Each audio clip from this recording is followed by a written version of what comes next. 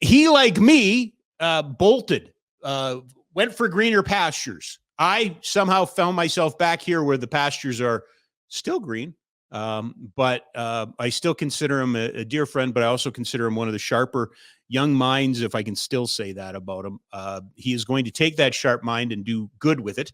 But why not utilize him and put him to work today with a very busy Flames news day? Will Nault, formerly of Sportsnet 960, The Fan, and one of my dear favorites, is here. This was a totally different show when I invited you to come on. Yeah, I bet it was. This is probably not what you had on the on the drawing board. Not what I was counting on starting this week with. Were you surprised? Like, I was caught completely flat-footed. Yeah, I was trying to find the right word. I don't know if I was stunned, but I certainly did not expect it. Well, there was the old you remember this from the Bob Hartley day, when Bob Hartley got fired, who, by the way, don't win the Jack Adams Trophy around here. Not in Calgary. not. I mean, not really in general. No. But if you want, if you want job security, this isn't the place. Apparently, it happens everywhere too. Remember, Dwayne Casey won it for the Raptors, and then the same. But that was the same year. He never even got to come back. True. It was like weeks later, right? No, Paul McLean too in Ottawa. Yep. That happened to him. Yep. The point I guess I was making was with Bob. That was the first time I kind of heard, am I surprised? Yes. Am I shocked? No. Right? Yeah, that's kind of where I was too. I didn't expect it to happen, but I think when you look at the entire situation with a wide net, I think you can understand. And look, none of us are in the room. None of us know the day-to-day.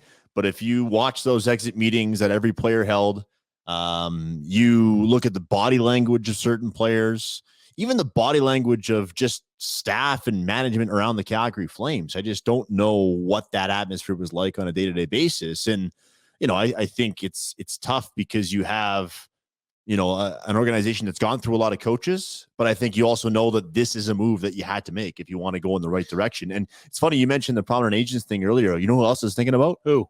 Nazem Kadri's agent is Darren Ferris, who, if I'm not mistaken, is also Sam Bennett's agent. So there's a little bit of history there. And we can get into that. But no, the point, and I can't remember if I said it on this show or if I said it on another show, the point I was making was it felt very Scott Boorish when I saw that comment today, that I 100%, talk to the players, talk to the coaches, and I talk to prominent agents. Mm-hmm. And we know that in baseball, Scott Boras has that, bigger role to play than what traditionally agents have, right? Yeah, and I don't think there's anybody in hockey that has a bigger, whether you like him or hate him. I think nobody, if you asked an average hockey fan for one name of an agent, a lot of people I think would come up with the name Alan Walsh, and a big reason for that is all his activity on social media. Yeah, but and just in terms of your, the public eye and how you want to come across, I think maybe probably a guy you don't want to piss off. Well, you signed his client to the biggest contract ever here. Yep. And it's just kicking in,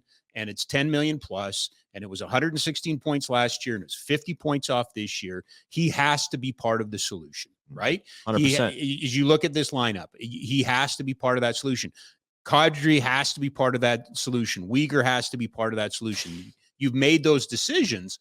And again, I'm not bringing it up as a problem. Quite honestly, I'm rather impressed, because I tell me what you're doing. I thought Don Maloney told us what he was doing today. Yep. I thought, good, perfect. I did not like the press conference around Brad Treliving's when he exited.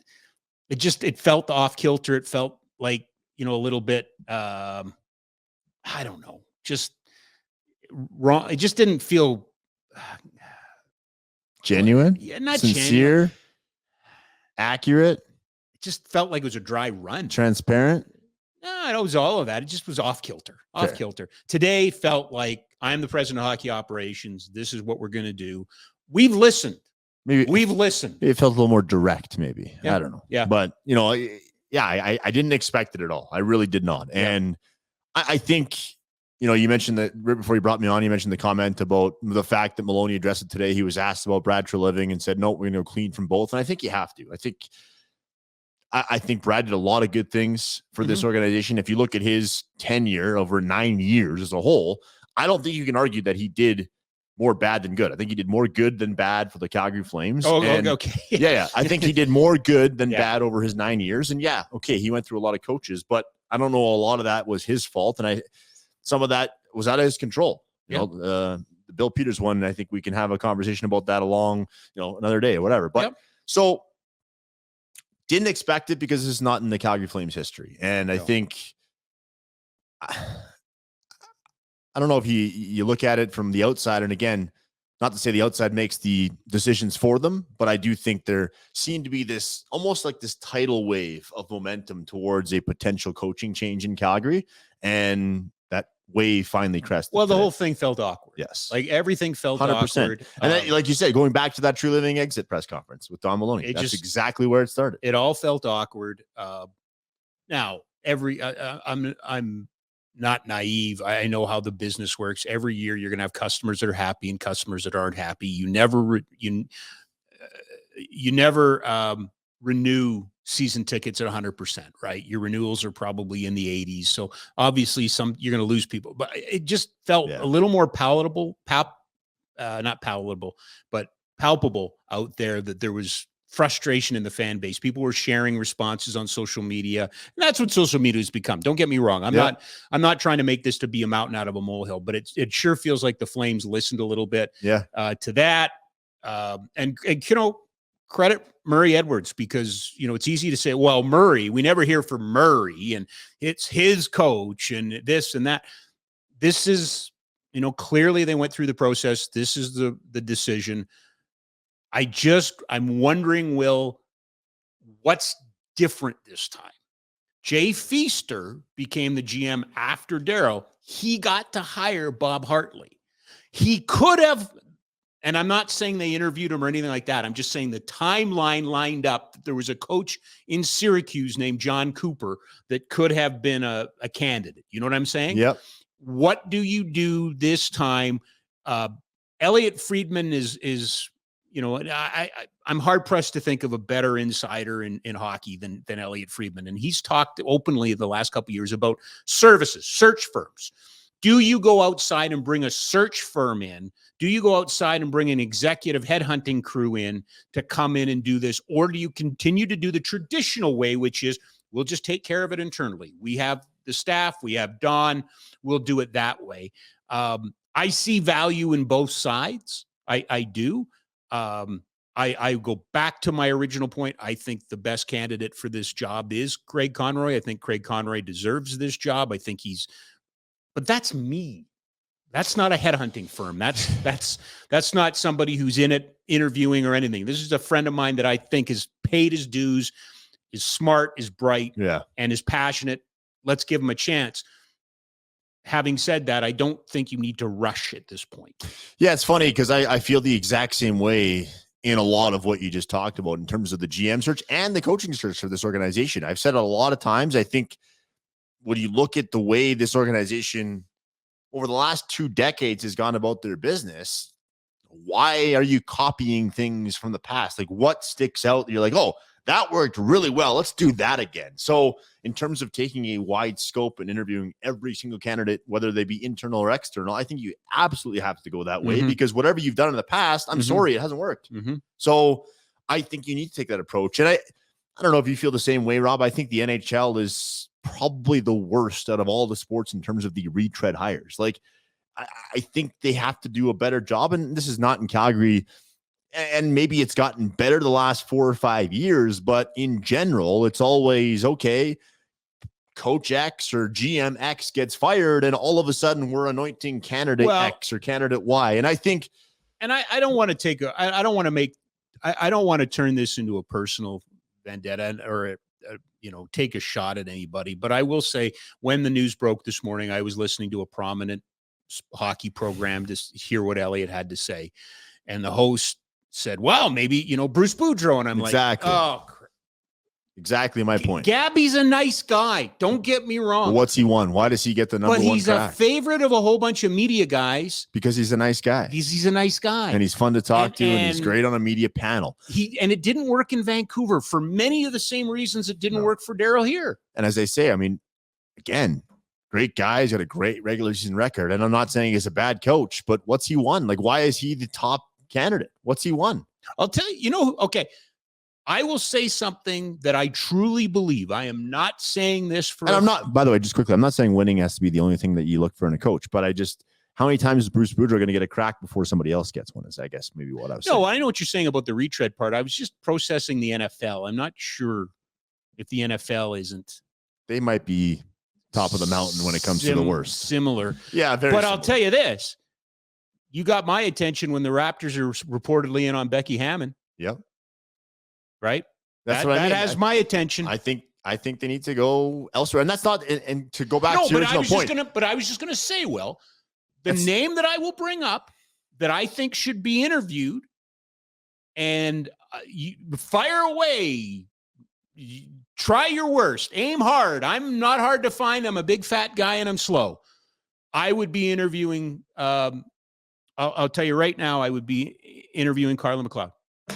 I would. I don't think you have anything to lose by doing it, honestly. She has proven on the international stage, and it's been shown to the world about culture and treating. We had Billy Jaffe on the program a while ago, and we were talking about coaching today and coaching, the way it used to be. And he said, the difference now is you talk to the player, not at the player. And we have proof. Here's the other thing. I was at a coaching event where Carla McLeod was presenting, and she was asked if she wanted to coach in the NHL. And she said, no, I would rather coach the highest level of women.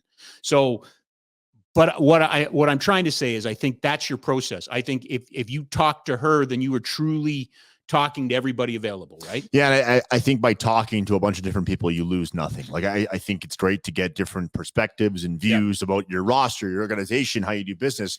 How would you do this if you took things over? I don't think it hurts at all. And, even if you kind of set it up, say you're going down the road with Carla McLeod and she kind of has the understanding from the beginning, hey, I don't want to coach in the NHL, but I'm happy to talk to you guys. I'm happy to, show you my ideas, the way I build teams, the way I build culture, all that type of stuff. And I don't think it hurts you at all. I really don't. And you're right. I think the results for Carla specifically speak for themselves. And you look at what she's done with Czechia, the last two Olympics and World Championships. They had never won medals before, and now they've won medals back to back. Yeah. And it's all been done and out in front of everybody can see it.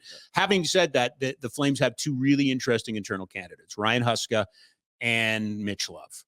And I think for a lot of people, whether you're a fan of this team or you're a national media member or you are a hockey diehard fan, I don't think you can look at this Flames organization and disagree with those two guys maybe being at the top of the list. But that's not to say there's an external candidate that should be right there in the running. And, going back to the original of this conversation, I think you have to talk to everybody, but there's no secret. I mean, you don't have to look very far to see results with both those guys. And I know that Huska has not been a head coach in the NHL, but he's been with this team long enough that he knows a lot of the personnel.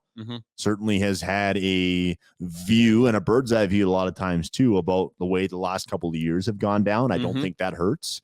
And then for Mitch Love, I mean, the resume is right there for you to look at. And what he's done the last 2 years in the American Hockey League is nothing short of brilliant. And I think if you're looking to graduate a lot of players, and I'm not saying that the next 2 years, all of a sudden there's 12 Wranglers in the lineup, but I think if you're trying to go with continuity, you're trying to, play the same structure, both the American Hockey League and the National Hockey League level, I think you have to look at Mitch Love. And I think that he's right there in terms of, you're always looking, we just talked about retreads. You're always looking for that next kind of, coach. And we talk about all the turnover here. Mitch Love can come here and be a coach for 5-6 years. Do you think you would love that if you're the Calgary Flames? If Mitch Love comes here and is a coach for 5 or 6 years, he'll become the all-time leader in games coached by the Calgary Flames. Bingo. Which is, and so that so we're in agreement there. Let's draw this back a little bit. And I want to bring you into the conversation that I have been having with different people. And this week we're going to have Peter Marr on. This week we'll have Eric Dahachek, and I've talked to them a little bit about this. Thank God I'm not following them. No. Well, no. But I go back to, let's go back to last night. Last night, arguably one of the biggest upsets in the history of the National Hockey League took place in the Stanley Cup playoffs. points wise, all those sort of things. Nobody had ever had a better regular season than the Boston. Believe it was the widest discrepancy in points in league history. Right. In the playoffs. Right. And the Panthers win in overtime. They win the series 4-3. But to me, it's the guys that were around the game winner, Sam Bennett and Matt Tkachuk. Matt Tkachuk, you can make the case, would have left anyway. He's gone to Florida. He's not paying taxes, all those sort of things. Mm-hmm. I believe building. I believe being safe and in the middle all the time. And I believe the coaching might have cost you that player. I think at some point you have to address, the Calgary Flames have to address and come up with a plan for drafting a player from anywhere in the world and being able to keep them. Just because they're American players. And I've heard this isn't a new thing. I've heard this with Johnny Gaudreau. You heard it with Johnny Gaudreau. We heard it, we heard it with Matt Tkachuk. We watched it in action with Adam Fox and all of these sort of things. Yep. But the Calgary Flames need to prove to people that they can draft, develop, and keep really good players. We have not seen this team draft number one overall. The team up the road did it 4 times in 6 years or whatever it is. Hell, you and I were hosting the draft lottery show for Connor McDavid. Mm-hmm. And I'll never forget it. It's like, you got to be kidding me. Like, how does this happen? Yeah. And the rest, as they say, is history. That has not happened. That lightning bolt has never struck this team. You can make a case that in many ways, Matt Tkachuk might be the best drafted player by the Calgary Flames. Now, he still has to finish, and there's Nieuwendyk and there's Fleury in there. They didn't draft in terms of them again, actually calling the name. Yes. For them, right? Yeah. And they weren't able to keep him. That's a problem. That is an issue.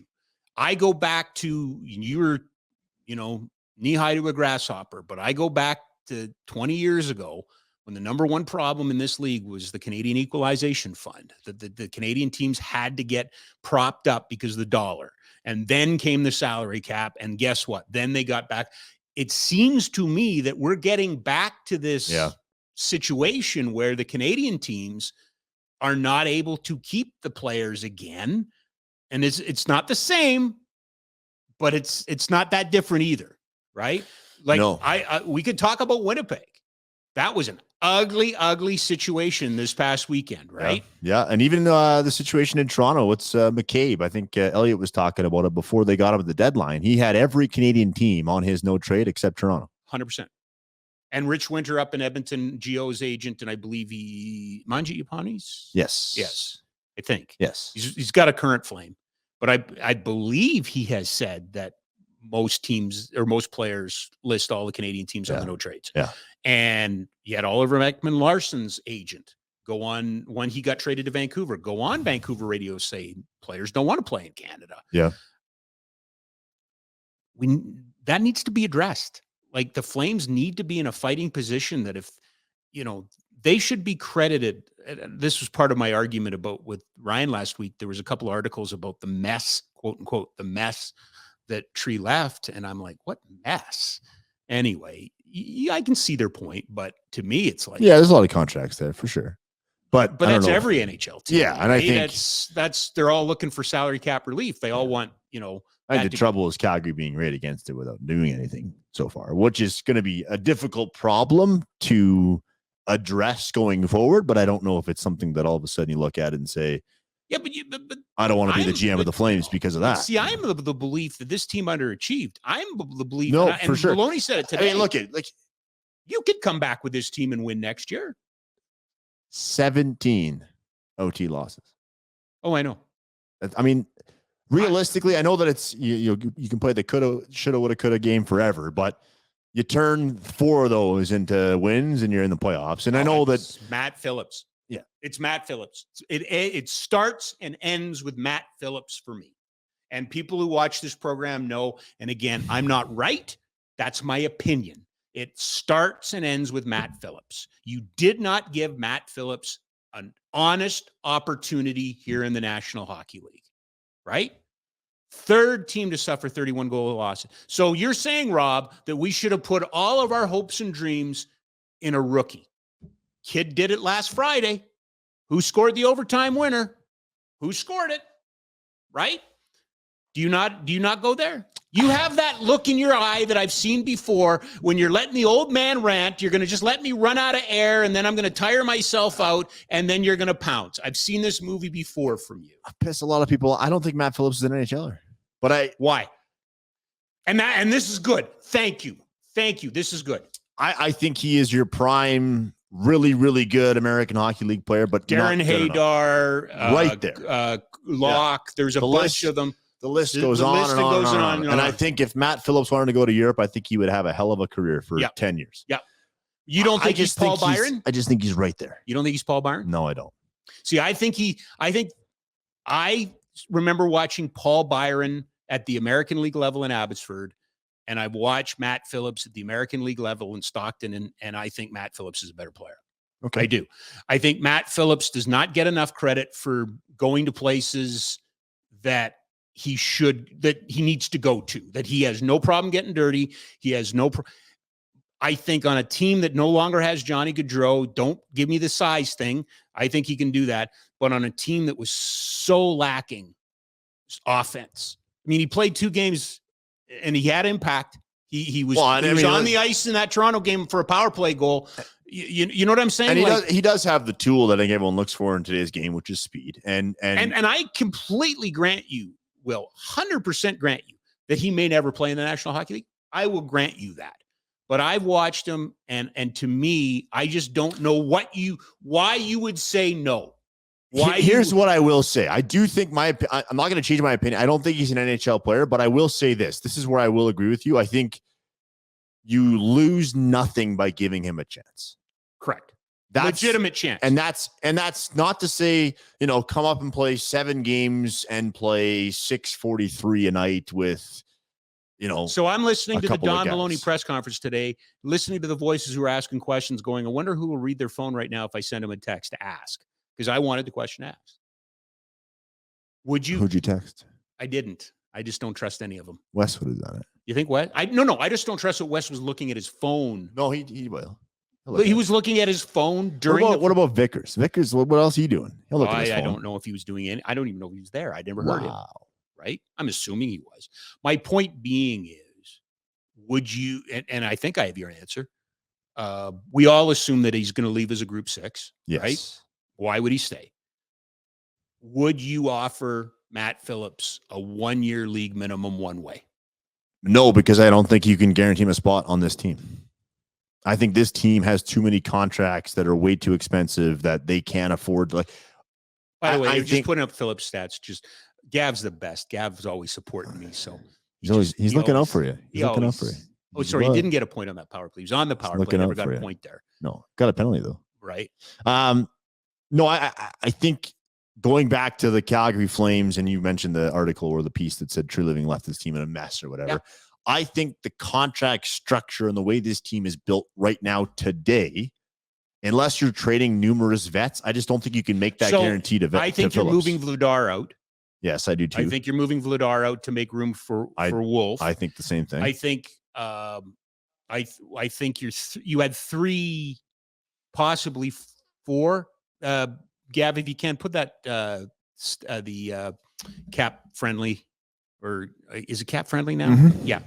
So there you go. So you're losing Lewis, you're losing Richie, you're losing Lucci. And you're not bringing any of them back. No. Right? So there's 3 spots. And they've already signed Dewar. Right? Yeah. So the other one I'm interested in bringing back is Stetcher. But we did find out today that Shillington's looks like I did see that. So that's a positive. Frank Saravelli saying that the Flames do expect him to be back. I think you got to have room for Pelche. Right. So if you're bringing Shillington back, how do you make room for Stetcher? I don't know if you do. Or is that a 1-for-1 kind of replacement? Well, is that how you see it? Not 1-for-1, because I don't. Well, he's out in. You have 7 players next year that are due contracts. So you have to deal with some of those now. Yep. My assumption is, as great a story as this would be, I don't think that Michael Backlund and Elias Lindholm go arm in arm into the office and go, good, we're staying. Let's get an extension done. I don't disagree. I think you're probably going to see some space created. You probably have, and I think the other part of this, and we haven't really talked about the Darryl part, but Rhett brought it up, and Wes brought it up, and some other people have brought it up, that it's real. And, I had coffee with Peter Marr yesterday, and he said it. Easy to fire one guy than 20. Mm-hmm. I think. Which is what they just did today. Which is what they did today, unless they start moving out some bodies. There may be some guys that just aren't coming back, right? No, and I think you have to, as much as we talked about how, this team, if you bring them back, you can win with them. Yeah, I don't think it's you can't bring them back the way they're constructed. You have to add to it. You can bring back a good chunk of it, but you can't look at your fan base and honestly say, oh, we're bringing everybody back because we believe in them. No, you're going to have to make some changes, but what those changes look like and the depth of them, that's very curious. Now, I asked this question only because I believe this player is worth more, not because I believe that that's what I would do. But in terms of those two guys, if you're trying to be competitive next season and look after your salary structure, can you trade Elias Lindholm and be competitive next year? Well, I don't know what you're getting back. Do you think, I guess what I'm asking you is there enough in a trade with Lindholm? I think Lindholm's contract. You're maybe not getting the same player back, but can you get something similar where the Flames have done it before and they can kind of shuffle things and make it work? Well, I think Elias Lindholm has been two people in the last 2 years. Yes. He's on an absolute bargain. He's on an absolute bargain. He was probably the center, the driving force on the best line in hockey last year. Agreed. And this year, I think he was very good defensively, but he just was not offensively impactful. Wasn't engaged. Yeah. Not all the time, but I think there were stretches where he wasn't himself. And so if you want to call A Lindholm 2 years ago and B Lindholm, you nearly made the playoffs with B Lindholm. Right. You can replace B Lindholm. Right. You couldn't replace A Lindholm. Correct. If you can get A Lindholm back, you sign him to a long-term deal. I don't disagree. Does that make sense? Yeah, I would do I think I would do the exact same thing. So I think you probably go into next year without signing either guy and maybe kind of go down that road if you come back with both, or you make the decision and trade Backlund this summer. And because I think you're going to have to move a big money deal out because you have to do something, whether it's Phillips or anybody else you're graduating. I think you want to have a little bit of room, right? You don't want to be right against it as you enter September, whatever, on day one of camp. Yes. And I think part of that is, who do you want to graduate? Yeah. You want to graduate Wolf. And is there more in that list, or is it just him? It depends on how you look at it. Are Dewar and Pelche graduates? Right? Yeah. And again, I'm only saying Mathew Phillips because I just have beaten that horse. But to me, that was the problem that I had with Darryl. Mm-hmm. I don't disagree. I just felt like I want to know. I want to answer your question. You don't think he is? I think Darryl didn't think he was, or he would have. Right? Daryl's not a dumb guy. Yeah. I just think he also didn't think so with Valimaki and how that turned out. Right? Like, so that's why you have to. Well, let's let that one ruminate a little bit. But he had a good season on a bad team, which makes it kind of a little bit more impressive. Yeah, but we had. Does it? We had, but you and I worked through some seasons where this was a bad team and you had guys with good years. So are you good on a bad team? I'm with you. Let's not jump the gun and call Valimaki a slam dunk top 4 guy for the next decade. But I think it was. I don't think it was the right play. I don't think it was asset management. No, and I think I guess that's what I was getting at. To force him out of town, and that goes back to the GM. Yeah, I'm not kicking anybody on their way out here, but. The one thing you can say about Brad Treliving was he gave his coaches a lot of leeway when it came to player decisions. And I go all the way back to Berchi getting moved out. Bob didn't like him. He moved him, right? And that's so, and you can't. And then 3 months later, it's like, we have no skill on the wing. Well, you had it, but your coach wouldn't develop it. And to me, part of coaching in the National Hockey League, Don Maloney brought it up. I keep going back to the presser today, but Don Maloney brought it up today about the age of this league and how prepared these players are. They're younger. It's a young league. it has to be a young league, right? It Yeah. has to be. So you have to start developing more at the NHL level. Daryl, I can tell you exactly Daryl's philosophy. First year pro, you learn how to be a pro in the American Hockey League. Second year, you come in, you get a couple games in the NHL, so you see what that's about. Third year, you get an up, you get a down, you get an up, and you stay. David Moss, Eric Nystrom. I don't say that because I am old. I am old. But those were the guys that did. Eric Nystrom, people forget, was a first-round pick. He was a first-round pick. And that's exactly how he got into the National Hockey League. And that's always worked for Daryl. And the league has changed. They need to give, you can't have a general manager bring up a young guy and just sit him in the press box because the coach won't play him, but won't send him back because he wants to prove a point. Right. Right. And quite honestly, part of this list we were talking about, who goes and part of what you're also hearing is that, quite honestly, as much as it might have been Daryl against the room might have been split too, right? There may have been some guys in that room that weren't helping the situation either. So this is well, I mean, let's be honest. You don't have to look very far. Like, this team has gone through a lot of coaches, and for a lot of the nucleus of this team, yes, there's been some bodies that have gone in and out, but a lot of it has stayed. So yeah, I don't know if we can put it all on the coach. Your point about the room being split, I don't think it's a bad one, because you look at the evidence and what's happened with this history of this team the last 10, 15 years, and it's been a lot of, carousel with the coaching. So, well, honestly, it really, really has. Ryan Pike's coming up in a little while, and as a matter of fact, he's sitting in the waiting room right now. So we'll apologize. He's on deck. We'll apologize to him. Hopefully. Hi, Pike. So he's mad at me. Why? Yeah, because last week when the whole arena thing went down, can we put him up? Let's get him up right now. Well, I don't think we should do that. Why? I think we should just talk about explain himself. No, he doesn't have any explaining to do. I'm the one that has explaining to do. So you're doing it now before he comes Yes, because the news on the building came out last Tuesday, right? There's a lot to digest. And you didn't call him. No, I did. I texted him while he was writing. Pike, I know the truth. And he's trying to write, and I'm picking an argument with him over text. And I keep texting him stuff, and I'm poking and I'm poking and I'm poking. And finally he goes, I'm trying to write. I'm writing. And I go, oh, yeah, you are. So I wasn't being a really good teammate last week. I was being a suck. And yet he's agreed to come back on your show. Well, he's kind of contractually obligated. Oh, so sorry. Given the choice, he would have walked away a long time ago. And I don't blame him. Do you care to opine on the building? I think it's interesting. Interesting. I think it's interesting too. No, the fact that hey. I mean, yeah. Seems like every time around, it's always tied to an election, huh? Can I get buy votes for 330 million, please, for 200, Alex? I like this project, Will. Like this of all the projects. It's good. And I love the community rink. I love it all. Going all the way back to Calgary. Hold on now. Oh. You can love the community rink. It's not big enough. Why? What's the problem? It should be 5,000 seats. What is it? It's 1,000. Oh, yeah.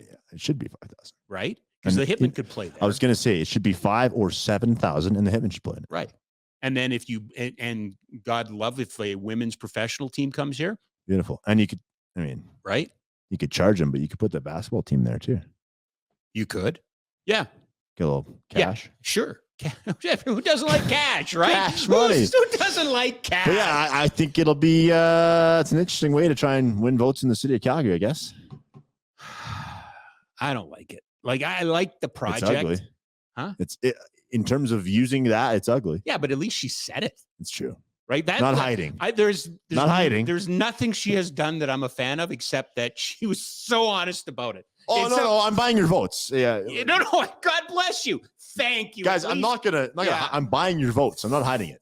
Thank you. God bless. God bless. I like the vision of it. I like what it looks like. I mean, with no pictures, I'm still mad there's no pictures. I need pictures. But I like the vision. Renderings. There's no renderings. Okay. But you're cool with it? I am cool with it. I think it'll be awesome. And look, this city's been trying to build one for 20 years. I don't think it's any secret that we need one.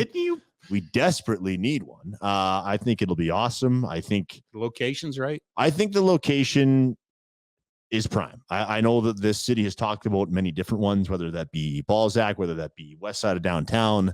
But I think this is the best spot for it. And if this project does get the green light, Who talked about Balzac? I think it's good. Well, I think there was a lot of people that talked about Cross Iron Mills. Is there not? I never did. Well, okay. So if you didn't, then we're not talking the about only the thing show. I remember out at Balzac was, and you're too young to remember this. Michael Federick and Fred Fateri. They were going to build young. They were going to build an NFL stadium out at Balzac. Remember that? Yes, I do remember that. Okay. Well, you're young. You are compared to me. Fair. I mean, you're legally, you can drink and drive and, not together. Not together. Oh, no, I didn't say. Not together. No, I meant come. What has this program become? Uh-oh. We just muted a mic. Do you see that too? Yeah, it's come up every time I speak. It comes up. Or I don't know. But anyways, I don't know. I leave you for a little bit. I leave this you just show for a little turns bit. into that. All right. So you walked away. You threw your arms up in the air and said, "I'm done with this. I cannot put up with you creeps anymore. Out. I hate everyone." That's exactly. And I'm going to live as a hermit. It's my speech verbatim. Right? Yeah. What are you doing? You nailed it. What are you doing these days? I'm doing lots of different things, Rob. Are you? I'm a chef. Are you? No. Okay. I'm a chef at home though. Doesn't do count. Like to cook. Doesn't count. No, I'm doing lots of fun stuff. Okay. But we will. I'll make you this promise. We will do a very fun career reveal on your next program. On the next program. The next time I'm here. When is that? Whenever you want me here. Wednesday. Let's do I have a space Wednesday. I might have a space after this one because I don't know if Pike's going to stay. I wouldn't blame him if he ditched it and ran. Well, I don't think he's listening anymore. No, he's listening. I can tell he's writing notes. I'm writing, Rob. It's the Nations Network's first HR complaint. That's what it is. I know. Because you're holding him up.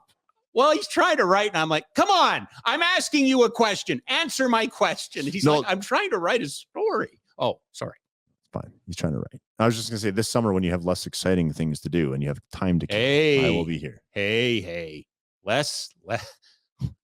Okay. Sorry, Ryan just chimed in. Not our first HR complaint. Wow. Okay. I guess I'm up on multiple charges again. Yeah, not your first. Okay, so we'll bring you back. You'll make a career. Yeah, I'll talk about it on here. Okay. You will? Yeah, for sure. Okay. Before anybody else? Will you reveal it on this program? Yes, I can do that. Okay. For you. You're the best. Thanks for coming in. It's great to see you. It's great to see half of you. It's finally, I've seen this. Oh, I know what I want before you go. Oh. No, before I gotta go. Can you share the story about Tree? Because, yes. I would love to. Because Wes shared it too. And this is nothing to do about the job or anything to do. Just I want people to understand the caliber of this man. Yeah, I think it's very important. I put this on Twitter the day that the news came out that he was not going to come back. And I've been around the Flames, obviously, since I was hired by the Fan in late 2012. And, 8-9 years going down to the rink and down to the basement. Obviously, Tree was there for almost every single one of them. A lot of talk and going past through him, talked to him on the air a number of times, talked to him in the hallway a number of times, lots of great times on and off the air with him. And certainly just to get the scope of the man he is, I don't think it's any secret. Anybody who listened to the radio for any amount of time I was on, for a good 5-6 years, my mom had a very lengthy battle with cancer. She ultimately lost that battle in 2019 in July and got a random number. And this would have been 3-4 days after it happened. Random number, and didn't have the number saved in my phone, and just said, "Hey, Will, it's Brad Treliving," and it was just a very long and very personal. He shared things about his personal life with his family, things that he'd gone through before, and I don't know who's listening out there who's lost a parent, but especially one when you've been young. I was 28 when my mom died, and when you lose a parent at that age, it's like you're lost. And for somebody of that stature who you think just walks by you in the hall and probably wouldn't pick you out of a police line in the future, to get a text like that and just to get a personal story and just, at a time where you could use anything to lift up, and, the Flames sent me flowers and they did a lot of good things for me. But that text right there, just said everything about the man. And, he was one of those guys too, that when you asked him a question in a big group setting was always a guy that would pick out your name, and not everyone does that. Yep. And yeah, just all class all the time. And I have all the time in the world for Brad Treliving, and I hope he lands on his feet. I know he will. And whenever he wants to work again, he will. Perfect. Okay. So big career reveal for you later this summer. Yeah. All right. Thank you. You're making it sound like it's exciting. It's not that. It is exciting. Okay. It is exciting. All right. Thanks for coming on, Pat. Hey, thanks for having me. Sorry, Pike. Oh, he'll be okay. Will Nault, everybody.